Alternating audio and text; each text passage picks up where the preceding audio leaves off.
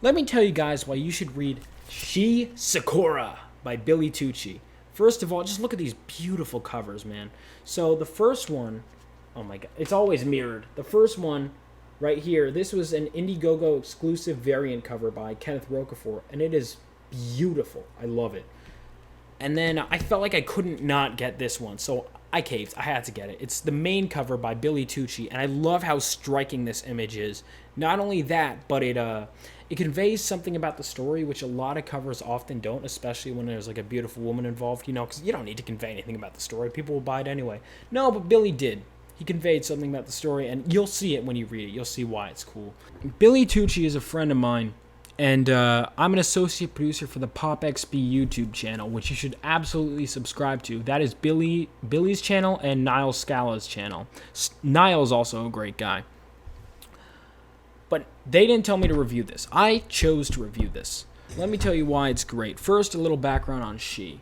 So Shi, which I also got the shirt from him, Shi was a big hit in the 90s. It was like the Bad Girl era, like one of the books that kickstarted that. Basically, Shi was like, it was like She, Lady Death, and Vengeance of Vampirella came out within like the same week. They were these like hot chicks that kicked ass. They were violent. They were anti-heroes. And they were massive hits. And then Billy stopped working on She for a while, and then he came back years later. I know in the story there was a time pass, and like 15 years later you have this sequel book, Return of the Warrior, which jump-started this new series that Sakura is the latest installment in.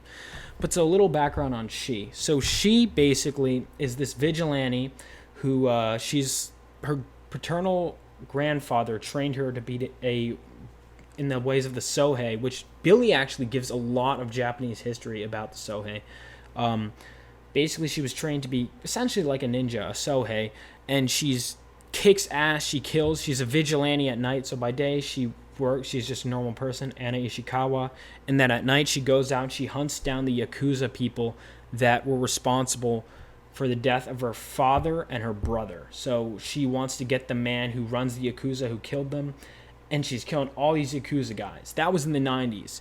So now, for Return of the Warrior, which is the first one I read, it's like 15 years after that. She has a daughter, she's retired, and then something happens, and she comes back. And so then you had Haikyuu, and then I finally went back and read the old stuff, which I recommend you should read first. And then Sakura is the latest one. So I appreciated Sakura. I appreciated the other ones, but I think I would have appreciated them more if I had read the 90s stuff. But I still appreciated them. This came out fairly recently. If you want to start on She, this is what you should read. The She Omnibus Volume 1. It tells basically the main story from the 90s. There will be more omnibuses, but this one covers a lot of ground and more than enough for you to be able to read Return of the Warrior and then on.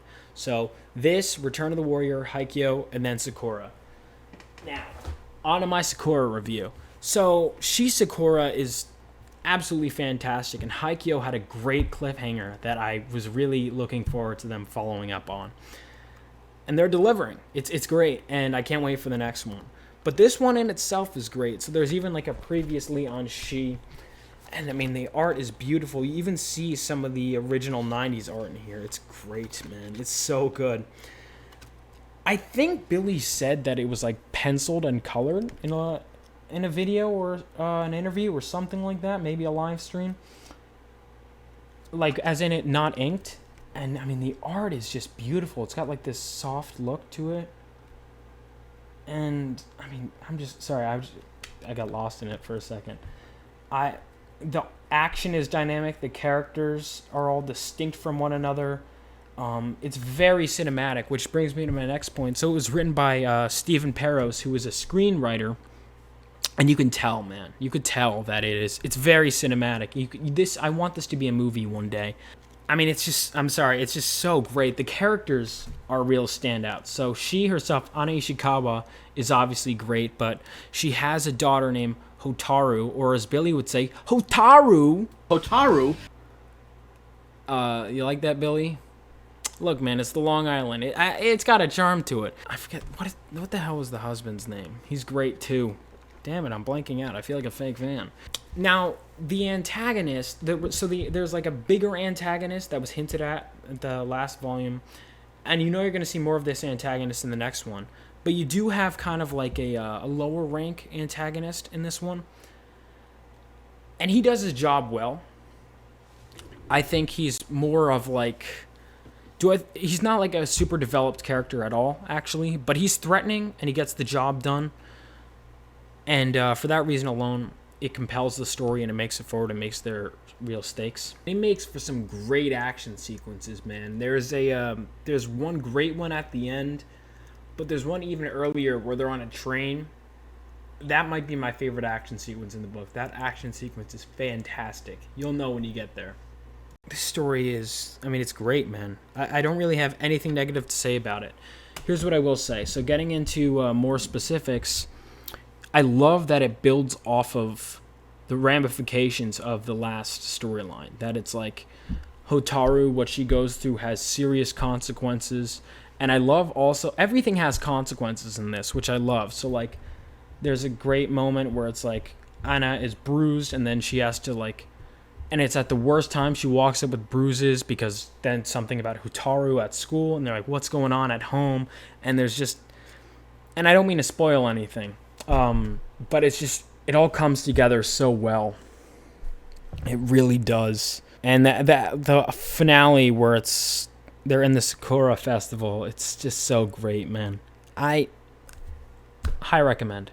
I also just want to point out that I noticed I laughed out loud because I didn't know who Brian Blevins was when I read the first two, but they named one of the characters after one of Billy's friends, Brian Blevins, and then Niles Scala is literally just a character in this, and I laughed so hard when he shows up. So, Billy, when is Vaughn Coleman showing up as a character in Shi?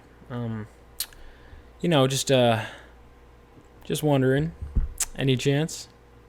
Anyway, even if not, I'm here as a fan, man, and this is a great book. Check it out, guys. Till next time, see ya.